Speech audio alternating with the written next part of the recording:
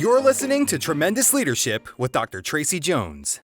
Hello, tremendous fans. Welcome to the Tremendous Leadership, Leaders on Leadership podcast, where we pull back the curtain on leadership and we talk with leaders from all ages and stages of their life about what it takes to pay the price of leadership. And I have an incredibly special guest today. Her name is Lisa Michener. Lisa, welcome. Hi. I want to tell you a little bit about this fabulous woman you're about to hear from. So Lisa Michener, she is the Chief Communications and Marketing Officer at a large financial planning firm and has been there for 11 years. Lisa is a lover of all things food and an avid horror movie fan, a stand-up comedy enthusiast. She loves to travel. She adores her 4 rescue kitties at home, and you cannot pry her off the dance floor if you try. I love it, Lisa. I read that. I didn't know that about you. That's awesome. We must connect in person, okay? And she also loves spending time with family and friends. That is her most valued venture of all these. And she tries to embody, and I can tell you this, she does, an attitude of gratitude every single day. Lisa, just thank you for the honor of getting to share with my listeners. Thank you so much for having me today. The honor is mine. Thank you. You're welcome. And I like to tell people how we connected because, as my father said, you're going to be the same person 5 years from now, except for 2 things, the people you meet and the books you read. And Lisa and I connected.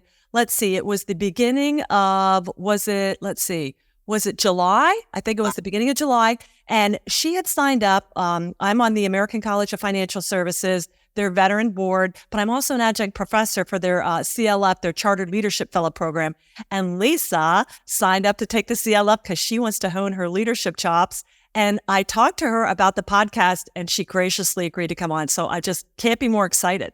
Me too. I am so excited for this. And, at first when you mentioned it, I thought, maybe I want to do that. I wonder if she really was curious and wanted, a guest from our class. And I asked, and here I am. I love it. And to our listeners out there, Lisa said yes. And that's one of the things that leaders do. You're going to get a lot of opportunities out there. And sometimes you think, I don't know if I have. I've had great people, like teachers, and people say, well, I don't know if I have anything to offer. And I'm like, oh my goodness, you have so much to offer. So I'm excited, Lisa, to hear your perspective. Because we have a lot of different people on here. And of course, my father loved the industry that you were in. He retired from it. My husband's retired from it. And the financial planning industry is fabulous because it enables people to live out and plan for their dreams. So my dad talked about the price of leadership. Leadership and motivation are the 2 things he spoke about the most. And he has a book, one of our little life-changing classics called The Price of Leadership. And in it, he talked about 4 things that every person that is truly a leader, not just a leader in name only, is going to have to pay. And the first of those is loneliness. And that's not a thing we like to hear. It's lonely at the top or heavy is the head that wears the crown. But Lisa, can you share throughout your life, your career, a time in your life where you perhaps went through a season of loneliness, what you did about it, and maybe some words of counsel that you might give to our listeners? Yeah. So actually, it's funny how timing in the universe and everything kind of aligns sometimes. So the past, I'm going to say like year and a half-ish, has probably been on the personal side. The most I have spent kind of alone, in the sense of just me, myself, my kids, and in that capacity, and personal standpoint to a business standpoint and such can be really, a lot of things feed back to relational. And we're in a business that, is very fast paced and things can go quick. And from a loneliness perspective, it can be both. It can be a positive, self-imposed loneliness to where you're kind of forced to be alone with these thoughts and be alone with these visions and these exciting ideas and things like that. It's not always from a negative standpoint. We really hear the word loneliness and have this negative connotation to where, it's not okay to just be by yourself sometimes. And it's not okay to just explore things that you enjoy, things that you relax with, things that you find beauty in. So I think from a personal standpoint, I've had a lot of loneliness from a positive perspective that kind of was not forced upon me, but I didn't choose to walk into at first. And it's been one of the greatest blessings. So I feel like from a business standpoint, also, getting to explore a little bit more in this leadership category and a little bit more of the possibilities from a business standpoint, because a lot of times we feel that we are in this box to where we don't have anywhere to go once we kind of, either level up in a position or kind of do what we can. And that's just not always true in so many positions. I know a lot of places, there isn't a lot of room for growth, or there's lateral movement and things. But from a perspective of internal growth, I feel like loneliness at times can just kind of really push us to that next level. And, even just speaking about this opportunity on this podcast with you, I didn't know I could do it or if I couldn't do it. And until you kind of push yourself a little bit to see a little bit out of those boxes and little bit of what you can and can't do, that's kind of where that growth, where that beauty, where that magic starts to happen. And I feel like loneliness is given a bad rap in some ways. It really is. And even, reading those 4 headlines, that's what I thought in your father's book before I delved into it. I thought, what, these are kind of some negative items, until I kind of stopped and thought about it. I was like, what? I'm really learning so much from a portion of loneliness right now in such a positive way that I don't think that that's really talked about enough. And I don't think it's really said enough in how we're within us. So there are so many beautiful, wonderful people around me, and that nobody ever takes their place, whether it's friends, family, people you meet anywhere.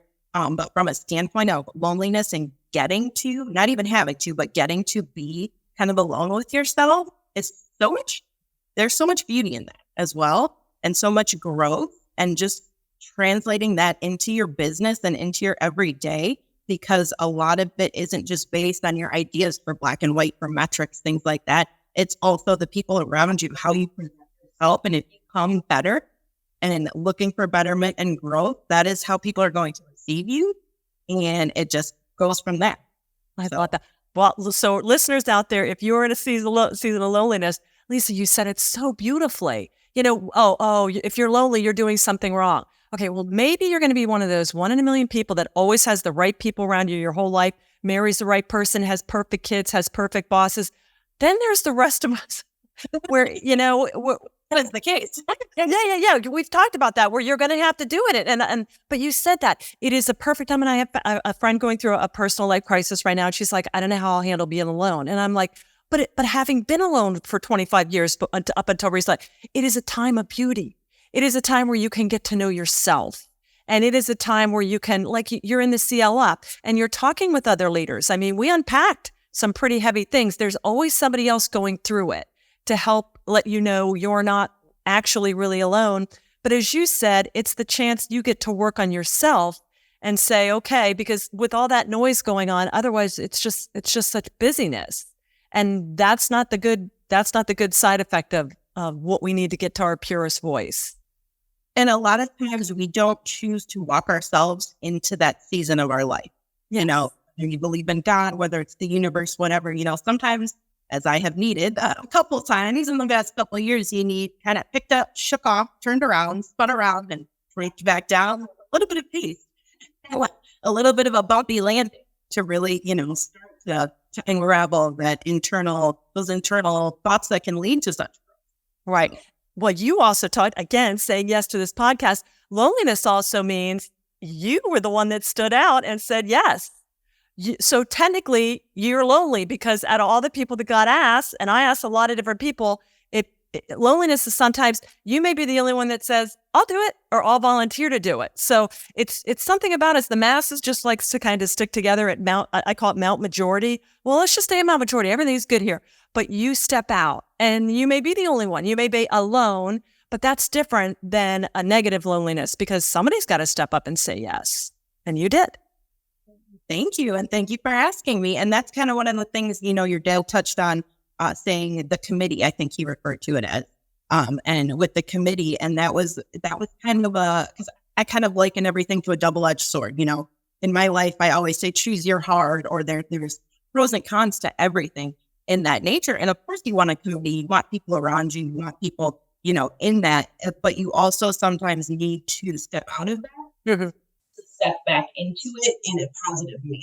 Mm-hmm. So beautiful. feed off of that, and that way of leadership and teaching people how you want to be treated from a personal standpoint. And you're setting the tone. You really are, for yourself and for those around you. So, well, and you said it, it's a season. You may step into it, but the goal as a leader, please don't, if you're going through it, you shouldn't be there for long. You know what I'm saying? Unless, you really have a hard lesson, or you, as I always say, God lets you there because it's a purity problem or an immaturity problem. So you're being your iron sharpens iron.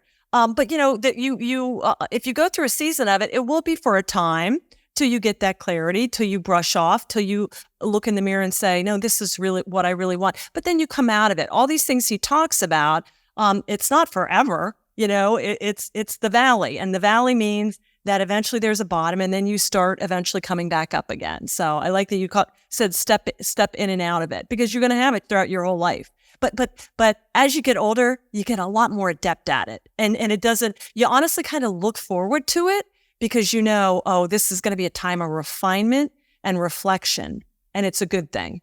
That is so powerful, because it's so true. The universe puts quite a bit on you. Leads you to these pain points, these things to work through, but choose a little bit of challenge and challenge yourself within it is just like walking through. Choosing to walk through the eye of the storm and to grow through it, as opposed to kind of dodging these windstorms and tumbleweeds, and now you're circling back to it later, and taking that head on and embracing that growth as it comes, and your skin gets a little thicker. It does. And Charles says that you get a thick skin and a soft heart, rather than a thin skin and a hard heart. That's what loneliness can be your friend, and boy, it can teach you a lot. Because bad things happen to good people, good things happen to bad people. So the sooner you can just go, okay, it is what it is. I'm gonna embrace it. I'm going to turn, and I think you said this earlier, something positive is going to come out of this. And we define that season of loneliness to be probably one of the greatest times of growth we've ever had. Mm-hmm. And love it. Current season I'm in, so that's why I am embracing these new challenges and leadership options and things like that. So thank you. And that's such a good time. When I went back for my PhD 7-8 years ago, I was so burnt out and done with everything and feeling tremendous. I thought, well, I'm just going to go back and go to school. Sometimes if you're in a season of loneliness, that's the best time to do it, because you're just so tired. I was so burnt out on doing stuff, and my health and my relationships and my finances, everything was in tatters. And I thought, well, I'm just going to go study. And so I just got my mind in a space of growth. Everything else I touched was turning to crap. So let's at least study. And it's nice if you're in a season of loneliness, learning can really pull you out of it, because as I was recharging my mind, then all of a sudden my emotions and my behaviors started aligning, and that's what really pulled out in all areas of my life. I went through about a 4-year evolution process that I really think it was because of the learning process that I started. Totally agree. And that's just, I try to envision seeing a lot of myself in you, and, pulling from your opportunity and growth and things like that. And, why not me to be able to do this right now? Why not me from a business standpoint? Why not me from a personal standpoint? I think a lot of us really have this self-imposed kind of, negative self-talk. And that's where we kind of stay stagnant, and that's why we don't allow ourselves, and everybody around us, nobody has as many negative things to say as we think. And that internal voice, we think that everybody's like, oh my gosh, she can't do it. And the why even do it? And it's really ourselves and helping people to help us. Yeah. So beautiful. Well, loneliness, we talked about loneliness. That was beautiful discussion. Thank you, sister, so much for that. Lisa, he talks about weariness. And, you're juggling a lot. I'm juggling a lot. We're managing all the different aspects of our life. You got family, friends, you've got your career, you've got your rescue kitties. We have our spiritual life, we have our personal life, you've got your financial life. How do you stay in top form with all the demands going on? So I'm a big advocate for mental health. And I still think in today's day and age, we don't put anywhere near enough emphasis on that as a society, as a community, as human beings. And understanding that everybody is going through something every single day, and all of our stories look so different. I don't have any human children. I don't have a spouse. I don't have things like that to worry about. There are so many people that juggle children and families and careers and everything, and they're exhausted. I cannot imagine what they go through each and every day. I always say I'm a tired gal. I like to nap. I like to rest. I like to recharge. And, my mom always taught me to listen to your body and to rest when you need to rest. And I think that's a common misconception when we feel weary that, we either lay down and die or we have to push through and be this warrior and this Spartan and just kind of edit. There is an in between. There is a rest for your body, rest for your mind, rest for your soul. I really do think that rest and mental health and things like that are not spoken about enough or actually put in a positive light enough because we're programmed to, you can do it. Just push through it. You can, everybody else has done it. Everybody else can do it with even more on their plate. Why can't you? So I think that seeing behind everybody is going through something behind our eyes every single day and knowing it's all different is something that kind of brings us back to unite us as well. Because everybody's story is so different, but hey, everybody needs a break. Everybody needs a rest. So that weariness, leaning into it a little bit and resting and doing things to recharge ourselves is what's needed. It's not necessarily, again, we're going to talk about changing things from negative to positive, but it's not a negative thing that we need some downtime. And, one of the things we talk about different carrots that enthuse people or that are really good goals or help you to kind of, do your everyday and do it better. And one of those for me is traveling. So I like to always do a trip on the books, small trip, long weekend, something with the girls, just anything like that on the books to kind of be that carrot for me. So I'm not kind of trudging through to get to that trip. Like, I just need to get there. How many days? I am kind of filling that time and compartmentalizing what I can achieve within there and then rewarding myself. So, we had a coach at work and we still have him actually. And one of the things that I love that he said was to not goal jump. We're going to reach these goals from a personal standpoint. We're going to be tired. We're going to be afraid. We're going to do it anyway. And when we get these, we're going to celebrate. We're going to celebrate these goalposts. We're not just going to whiz by them because we have more to do. We're not just going to stop because we've reached these goals. Before we get to this personal, this next level, the S curve, we're going to stop and we're going to acknowledge. And I think that really helps with the weariness and the burnout and, things that really drag you down and doing something that really makes you feel alive and having that on the books. If it's going to get Chinese food and watching the sunset, which I do often, and I'm just going there and kind of sitting and relaxing and watching the people and reading a book and things like that. If it's going on a trip, if it's, doing something for yourself, a class that you've been putting off or anything like that. It could be so many things. I love to watch crime shows at night. I love to eat snacks and watch crime shows for hours at night. And some people say, TV and you could be reading a book and you could be doing that. And there's time for those things. But sometimes it is time for snacks and crime shows and stand-up comedy. That's just it, some things just put you in a better mood and it could be as low key and as small as watching a TV show that you like. So it really is stopping and kind of realizing and, you're here. You get to be here and you get to choose what you want to do to bring a smile to your face. Yes. Or the opposite of that.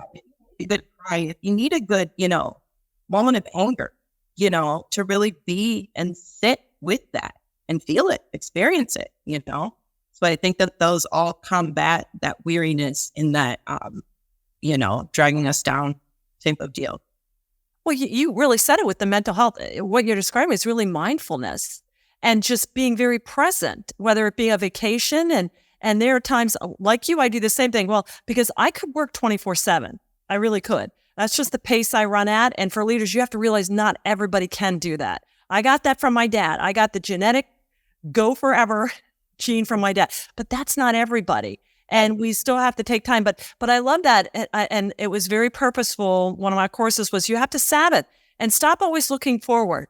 Be present, celebrate where you are. And then I get to go, look how blessed I am. Yes, there's 50 million things still up there, but otherwise you never stop and get to enjoy what you've done. You're always running to the next thing in future you. And that's really, that's hard on your body. Mm-hmm. And that manifests everywhere. You know, when your mental health is poor, when you don't feel good, that really comes through from a physical standpoint. And It did for me. I had to walk with like a chronic. It was my adrenal gland was shot. I thought it was chronic fatigue, but it was just, that was it. I was done. And I had to sleep 23 hours a day instead of run 24 hours a day until my body said, we're not doing this anymore. So you just got to be very mindful of that. time for a little rest. Yeah. Not all activities, good activities. Some of it is just it, but it always depletes, and you got to recharge. And I love that you love to travel. That's such a great, I know that's such a great recharge. I'm sure rescuing is a good thing for you too. Yes, my kitties, I had 6 cats and 1 dog. I am down to 4 cats right now. So we're staying steady at that. We're not getting more right now. They're all elderly. My oldest one needs some dental work this coming week. But yes, animals, are such joy. They're just pure joy. They're work too. They're a lot of work that people kind of skip on over. They're a lot of work, and they really just bring so much to our lives. Well, they do. And they talk, some people are like, oh, the work. And I'm like, well, then don't. But for me, I'm like you. The high point of my day is anytime I go into my 2 little Aussie puppies and I unlock the crate and they come flying out at me. And I don't care what kind of a day it is. I'm just like, I love it. I love it. People probably think I'm a nut if my neighbors could hear me because I walk through the door. I kid you not, every single day. And they're always laying when I'm on the couch when I get home and I say, ladies, gentlemen, your mother's home. Do you tell them how hard you work? That's what I tell them. I'm like, mommy has to go bring home the bacon so you guys can live the life. You just lay here, let mommy take care of you, Lobster mac and cheese flavored treats. I'm like, okay, mommy's got to work hard. I love it. That's beautiful. And it gives us great joy. Yeah. Yeah. And we help rescuers because boy, that's a wearisome job. Just going after animal and deplorable, and it never ends. But they never stop. And a lot of them do that with their own finances. And so people like us, somebody's got to take them, otherwise the whole system gets jammed up. So I always think I'm always like, well, listen, somebody's got to help alleviate the fosters and the rescue organization. Somebody has to help them. And if you can help them, help them. They are just on another level. They overtell your commitment and they're just, we're all just outpouring. It's unreal. Yeah, I love it. Okay, so loneliness, weariness. Now, speaking of animals, the next thing my dad talked about was abandonment, which in the animal kingdom and the rescue world is a big no-no. And we've heard about that, fear of abandonment, people that suffer from attachment issues or, have been abandoned as a child or had somebody divorced walk out on them. But that's not the abandonment he was talking about. And he was talking about the things that we need to abandon that we like and want to do in favor of what we ought and need to do. And I can remember my dad telling me, Tracey, because I'm like, you're so successful. How'd you get so successful? And he's like, Tracey, I do more in a day to contribute to my failure than my success. And I'm like, how's that even possible? And he goes, if you really are honest with yourself and really it's just being meticulous and honest with yourself about, now, yes, you have to have downtime. Okay. But I mean, honest about, hey, is this really the best and highest use of my time? This book, this partner, this habit, this whatever. So Lisa, how do you, with juggling everything, you can't juggle everything because we're not Wonder Woman and something will drop or we'll hurt ourselves, compromise ourselves physically. But how do you stay really finely tuned and focused on what you need to do to move your life forward? So one of the first things I will say that I'm kind of enacting over the last couple of years a little bit more is simply saying no to something. And it's as funny as it sounds, it's a little bit of forward-thinking feature because when you say no, it's not because you don't wish to do something with somebody, you don't wish to spend the time. It could be an amazing event. It could be something like that. But, you forward think a little bit to yourself when that time comes. And I always start to try to do this habit is how am I going to feel when it comes time to do this event, to do this option, because I've learned over the years, if I say yes every single time, when it comes time to do it, and I am not joyful about doing it longer, like I said, whether that's an event, whether that's a party, whether it could even be, something philanthropic, you just don't have the capacity for every single thing you want to do. So when that time comes, how am I going to feel? Am I going to feel excited 3 weeks from now at 6 p.m. on a Tuesday when I said yes to doing this? Or am I going to think, you know what, you should have thought about it a little harder a few weeks ago. So that's been kind of my pullback, is kind of to stop and think before I just say yes, because it's something I probably will end up enjoying. Because unfortunately, we can't just base everything on enjoyment and that type of deal. So that's been my great thought process. Well, that's really good. I mean, I'm getting better at that because I am like there's something about saying yes. Yes. Yes. I like time. Well, Tracey, could you take over this? Yes. I like saying yes. And then I'm like, what have I done? I love that you said, how am I going to feel when that happens? So think about it. Yes. And that is I think in the back of my mind was doing that, but I really like this because we get asked to do, I tell people at least half the stuff I do is either volunteer, at least half, probably more philanthropic or something that's not, quote, a lever to pull for the business. So how do you, business, of course, you're going to say yes to because you're running your business. But I really like that. How am I going to feel? And you catch people that say yes to something and then they're like, why did I say yes to that? Or then they grouse. And I tell people, listen, but if you did say yes, you have to do it with joy. And then next time, don't say yes. Because my friend Lisa said, ask yourself, how am I going to feel? Yep. And that's a really good one. Second of our time, if we choose to, it's not going to benefit us. It's not going to behoove us to be just worn out and not excited about the things we actually do want to do. And, I have a couple friends that like to trick me a lot or trick people and say, oh, what are you doing on this date at this time? I'm like, I'm not sure what I'm doing on that. What you're talking about, because honestly, to lay it all out up front, that's just kind of how I am, as I just want to know, the black and white of it first. It's not always from a feeling standpoint, because, if I fast forward to several weeks from now and I thought, said yes, and I'd rather be in a robe on my couch right now, that's okay. That's enough of an answer for myself.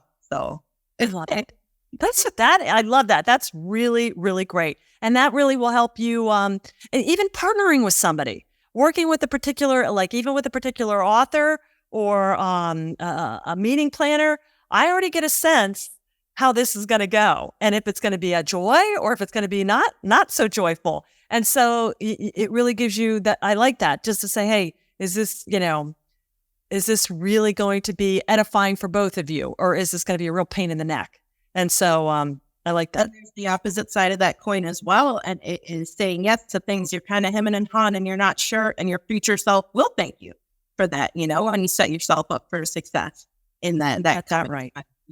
Things like that. So I think the term abandonment, it could be abandoning these things, or it could be leading into these other things. It just depends on how, your perception of that. Right. Because abandonment, as you said, could be from a personal standpoint. It could be deep rooted internally. There could be things that trigger, people in this form, from a business standpoint, from anything else, but also abandoning negative thoughts, these negative, notions, these things we say yes to, even if they're positive. So abandonment can also be spun into a positive light. Right. Well, or something you need to let go to embrace the future. You can't have two spouses, at least not in Pennsylvania. Okay. You can't have two jobs typically, because one employee, you can't be double-minded. So if or even negative thought, I can't have negative and positive thoughts in my mind at the same time. Pick a lane. And so I love that you talked about, if you get to it, abandonment means, no, we're done with that. And then you can free yourself up and be open and talk about your future self thanking you. I look at things I let go and I'm like, and it's always tough because it's a death. Even if it's a bad friend or a bad marriage or a bad job, you're still ending something. And that's hard because there's an element of failure or insecurity or scariness. But to take that next step, you have to let go of what you were doing before, if you really want because I'll ask that people when I'm working with them, well, in the future, and I go, okay, well, what are you going to change? Because what if this is still going on in a year? Well, it won't. Okay, but what are you going to stop doing? I don't know. Well, then you're going to be getting the same thing in a year. So abandonment in that sense, just like loneliness, is it's a pruning. It's a cutting away of the dead, diseased, or dying. And we constantly, as we're evolving, we always have to be looking at that and doing that. And that's, I'm glad you touched on that with having too many things going on, being family self a lot more, being able to kind of cultivate a lot of these ideas that I didn't even know I had, to be very frank, taking notes and different things and ideas for businesses and all different things going through my head. And sometimes I'm somebody who can't have too many balls in the air. So sometimes I need to go ahead and establish this timeline, establish these items, abandon these other items for a short time. Maybe I'll come back to them, and really hone in, because I can do several things well. I can't do 17 things well, Yes. and keep that going. So yes, Yeah. I think Yeah. point. And sometimes even as women, we're like, oh, we have to do it all. No, stop. Now, don't play that martyr thing, okay? No, sometimes people do it, I think, because they like that. But I'm like, but that's not good. And like I said, if you're going to do 17 things, then do them with joy. But that's really it's not feasible. So, yeah, you need to abandon some of those things. Like thinking you can do it all. But some people, that's just the joy of getting to tell everybody they're doing everything. But I digress. All right, back to the price of leadership. All right, the last thing you talked about, Lisa, was vision. And I can remember, I sat growing up with like the Ken Blanchard, the Norman Vincent Peales. I'm like, man, these guys are visionaries. And I was like, I don't think I'm a visionary. And my dad was always like, yeah, you are, Tracey. It's just seeing what needs to be done and then doing it. So there was a very strategic, but also a tactical aspect. And I'm like, oh, now that I can do. He's like, yeah. So how do you, Lisa, hone your vision for what's next in your life and these ideas that are coming up? And how does that fit into the Lisa of the next 5, 10, 15 years? So I actually, doing a lot of thinking and reflecting and things like that. And I didn't know back, it's very small, when my mom is such a strong woman. She, gave me a fraction of the woman that she is in my entire life. I'm doing something right. She is just beyond strength, beyond. So I didn't know she was cultivating this seed inside me since I was very, very little, of watching her, and having the strength and being able to do what people don't think you can do. She just did it, and she did it with grace, and she never, ever put her problems on other people. So that's one of the things that I make sure that I try not to let my own, it's a matter of not sharing with people, but it's a matter of not letting your own learning and your own negativity and things, spill onto others. And that was one of the things that she really, really made sure, even when hard things happened to her, and a lot of hard things happened to her, it wasn't anybody else's fault. And I think that that's such a strong foundation that, starting out when I was younger, you can do things. You can do this, what you put your mind to. You can do these things. And then as I got a little older, a lot of it was situational. So when I had a job and the people around me, would say, you can do this, or would you like to interview for this position, or things like that. So kind of little things that build your confidence that you find out you can do as you go. And then it's crazy how I kind of got into this position, because I didn't have the experience. And I thought for sure I was never going to get this position. And that it was the wildest interview I've ever had, because they were basically, I'm like, oh my gosh, they're going to ask me about all my previous experience. I'm going to have to tell them I don't have any. It's going to be a sad time, and I'm going to walk out the door. It's going to be hard, but I'm going to go through this. I'll learn from it. But their, questions being, are you loyal? Are you adaptable? Can you move in a fast-paced environment? And can you move with grace? This is going to be hard. We have a lot of amazing clients. Are there things that I'm thinking, okay, yes. But when are we going to get to the questions that I'm going to have to say no to?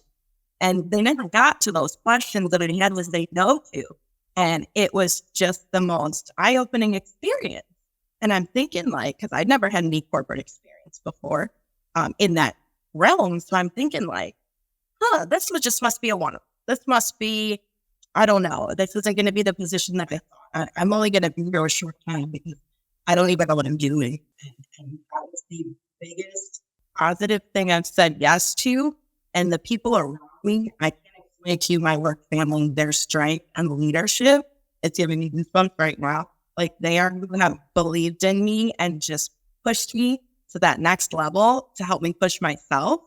So that vision comes from them, and it comes from me, and it comes from the circular movement of us bouncing these ideas and these passions and these, actually caring about each other as humans off of each other over and over every single day.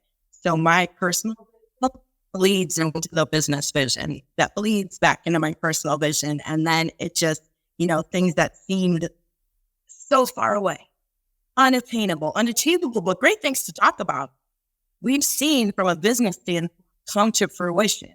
And we're only on the first couple steps of this ceilingless ladder. So to see that and to see it be real from a personal standpoint has really, stopped and made me think, as I said earlier, why not me?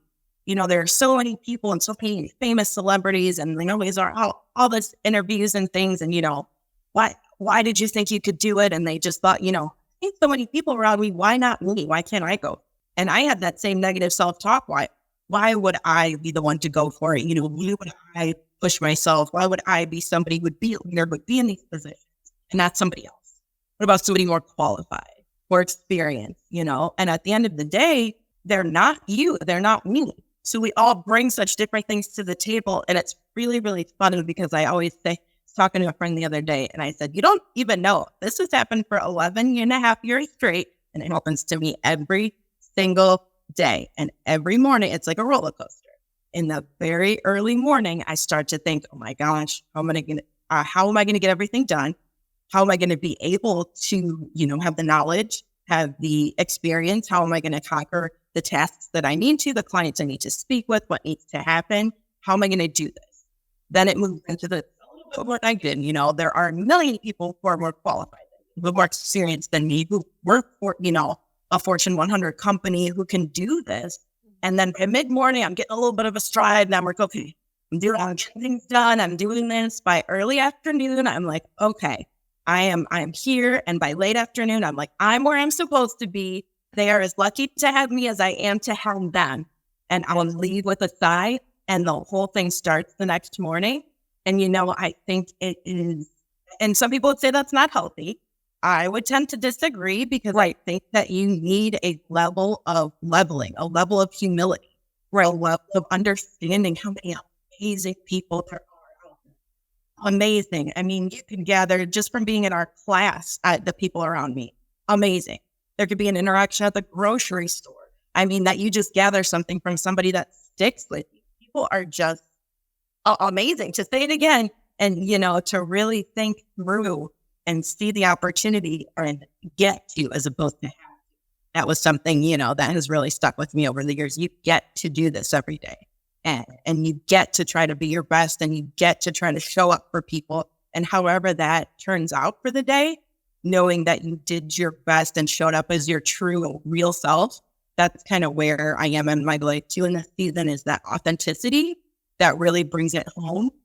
Because there are people who aren't going to like you, aren't going to like you at personal level, but you do from a business standpoint. You can go in and pick somebody apart and somebody through a gauntlet in every way, shape, and form. But I'm somebody who thrives on positive reinforcement. So if I see even a glimmer of something positive, of something like, okay, I got that, now I can get the next thing. I can at least try. I just start to get this little bit of wind beneath my wings to help put me up. So it's just this constant, whatever you want to call it, angel, demon, shoulder. Yeah. And it really is necessary because you really got to know how great other people are, but you really also have to believe in yourself and really commend the people around you for helping build you into who you are. Yeah. Well, thank you for sharing, being very authentic about that. My dad was always very clear with that. He's like you said, he's like, oh, I'm kind of a failure too. And it wasn't like a degradation. It was a humility. He knew there were many better speakers out there. There were many people that sold more books. But, I really appreciate you saying that. I also think it makes sure you never get too full of yourself or never content, because you're constantly on this, okay, revert back, but I'm strong enough. But tomorrow's another day. And that, when people just all of a sudden sit back and get stale, like, well, what got you there will keep you there. So I love that you're looking about that. But I love that you talk about that vision. You are with people that you almost borrow their vision. You know what I'm saying? And now that I'm teaching in the financial planning world, I'll tell you, I now know why my dad loved it so much. And if I had it to do over again, although I had a great career, it just seems like your industry is because you cannot succeed if you're chewing people up and getting rid of them. And so I've never seen anything where and look, not everybody's perfect. I've been around, I understand, but it seems like in the financial planning industry, they saw you and they realized that you may not see it, but they see it in you. And you were open enough to kind of like borrow their vision in you. And then there's this symbiotic relationship. You got to have your vision. We talked about that in the CLF program. You have your individual motivations, but then you have it's tied to the organization. And so the fact that you at 11 and a half years, every morning get up and get energized about this is what everybody craves. This is one of those TikTok people that say, I quit after 11 and a half minutes. I think this is what they're looking for. Maybe not. Maybe they just like making TikTok videos. I was like, I don't like TikTok, so I'm not sure what you mean, but I'm not. Oh, just everybody's like, I quit. My dad would say, you can't quit. You ain't done nothing yet. I mean, but you go in and you're thankful. And they're just like, this isn't for me. And I'm like, oh my gosh. Okay. Well, you don't even know. You haven't even tried it. But you're so willing to look at vision as a shared enterprise and realizing that vision is a shared thing. You can't all be, an organization can't be 50 different visionaries all pulling in different directions. That's crazy. But that you talked about them, what they saw in you, and you were open to say, again, yes, and you drew from that and allowed that to bring. I also know why you scheduled our podcast for the late afternoon. I'm glad we didn't talk in the morning. Yes, exactly. I'm a different person, but I mean, usually people sign up first thing in the morning, so I'm always like, but that is so funny that you said that. Yeah. Yeah, it really, and I think that we blur the lines a little bit as we get a little older too, because, and you hear some of these younger kids too, I can't do something I'm not passionate about. Even that, I'm like, what do you mean? And passion. There's going to be a lot of life you're not. I don't like paying taxes. I don't like not eating sugar. I don't like, picking up dog poop. It's, there's going to be a lot you're going to have to do. Yeah. Oh my gosh. Yeah. So it's got to be this given, in all forms of life and ways as you get older too, it really is. And from a personal standpoint, from a vision, my goals, I have big goals that I wish to achieve. I really do want to build, my home. That's been my ultimate goal for over a decade is I want to build a home for myself. And then I also, it comes back to traveling too. And then just doing more things for my family because just what they've done for me growing up. So having opportunity to do that is what really pushes, having that within grasp and being able to is just like beyond measure. So that's your vision is tied to that, your why, and you're very clear. It's got enough of an emotional thing. It's personal and it's your why. And that's where my dad would always, when people would be like, I don't know if I can sell anymore. And he's like, it's not a productivity thing. You have to get back to your why. So as long as you're always going back to that and that sense of gratitude you live in always keeps you there. You're there to achieve success, not just for yourself, Lisa, but for everybody else. I hear that in everything you're saying. So I love it. I love it. Well, okay. So we covered loneliness, weariness, abandonment, and vision. Anything else that we have not touched on as far as leadership that you would like to share with our listeners? I think we've touched on a whole lot, but I know I mentioned earlier, and one of the big things that just keeps rearing its head in this season of life and a lot lately is everything being a trade-off. So, it's not necessarily in relationships. Everything is a trade-off. In business, things are a trade-off. So I think that really, understanding that sometimes we trade in, I don't know if you've ever seen the meme, it's Jesus and the teddy bear. Have you ever seen that one? No. Yes, I have, where he's holding. Yes, there's a little girl, she's gripping this tiny little teddy bear, and she's sitting, but God, I love it. And he's wanting her to give it up. And he's got a giant one behind his back, but she can't see it. And still don't want to let go. And I think that we all have that where we just, grip so tightly to things that are good for us, aren't meant for us, but we're content enough that we want to hold on and we don't want to see what's behind his back when it could be so great. So great. And we just don't know. And that it's stepping into that unknown and thing those waters that's so scary. And just really, that's one of the things that I really hope that more people will lean into and really recognize the power within themselves to kind of be with themselves a little bit, explore and kind of know how much that they have inside of them that can be brought out, that can be drawn out, whether it's with the right people, the right scenario, the right situation. We're not always going to be in those, we're not always going to be with those, as mentioned earlier, but just kind of realizing that there's so much more inside you than what you think.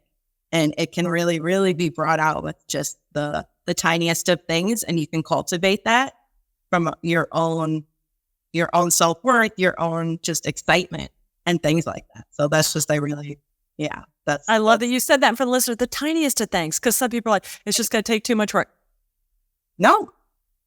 The tiniest of things. That should be your book, and I'll publish it. Yes. I love that. The tiniest of things. Yeah. That's beautiful. I've been jotting down. Well, it's really funny because for today's interview, I've been jotting all these random things that came to mind and really give myself a chance to process or kind of bring out of myself previously. And I thought, I'm just going to leave those aside and I'm going to have a conversation today. But I'm thinking in my head, like, what if I did want to make those into a book? What if I did wanted to do something like that, in the future? And just this stuff that comes to you when you don't even consider it, if that makes sense, if that really starts to leak out of you in the best of ways. So yeah, if you could publish my book, in encourage, you might appreciate it. The tiniest. Oh my gosh, that's so funny. I appreciate it so much because it really, this is not a tiny. This is a very large thing. Oh, Lisa, thank you. Well, like I said, our connection, it was a phenomenal class. And just the connections that we had and you learning and getting to read your papers, nothing will get you to know somebody like when they write about what they're going through. And just such a joy to watch and so impressive. And your mama must be so proud of you. Thank you so much. It's so funny because she goes, you wanted to write papers? She's like, in this many years, I've never seen you excited to write. And isn't it beautiful? Listen, I almost flunked out of college twice. Okay. And so now I'm like, no, it's different. When you really are in a place where you want to learn and you're excited and you get your act together. I am a radically different student than what I was before. And that's the beauty of adult learning. You want to learn. Yeah. Mm-hmm. And when you're able to choose a little bit more of your, where you're spending on what subject, well, to kind of work it into your everyday life, it's magic. Okay. That is too funny. She said that. Okay. All right. So Lisa, what's the best way for people to get in touch with you? So you're welcome to connect with me on LinkedIn, but you're also welcome to shoot me email. I don't know if you want to put that. Oh, no, I'll put that in the show notes. Yeah. Just if you want to connect with Tremendous Lisa, learn more about her and just have her in your network of people. Lisa, where are you located at it? So I am near Cleveland, Ohio. Okay. About half an hour-ish west of Cleveland. And I am often, if anybody just wants to chat about some ideas, I would love to learn from you and gather some little thoughts because I'm sure that everybody listening right now has so much to offer and I would be grateful to be able to speak with anybody. So yeah, shoot me an email would be the best way. That's awesome, Lisa. Well, Lisa, thank you just so much. This has just been such a time of getting to know you more, reconnecting. We're in between class breaks right now. You're getting ready to start again. And I am just so excited. I'm so blessed to have you in my life. I'm so excited with what you shared and for what's next for you. Thank you so much. I am as well. I'm really excited. I'm grateful and I'm excited. I love it. All right. Well, listen, to our tremendous fans, it is time for us to bid adieu. But if you like what you heard, please hit the subscribe button. And how about sharing this with somebody that needs to hear Lisa's wonderful words of wisdom about what it takes to pay the price of leadership? And if you would do us the honor of a review, we would be so thankful too. Never forget, you're going to be the same person 5 years from now, except for two things: the people you meet and the books you read. As long as you keep doing that, you are going to be more than ready, willing, and able to pay the price of leadership. Thank you all so much for tuning in and have a tremendous rest of the day. Bye-bye. Thank you for listening to Tremendous Leadership with Dr. Tracey Jones. Find out more about Dr. Jones at www.tremendousleadership.com. If you've been ignited by something you heard in this episode, let us know by leaving a review for Tremendous Leadership wherever you listen to podcasts, or by sending us a message through www.tremendousleadership.com.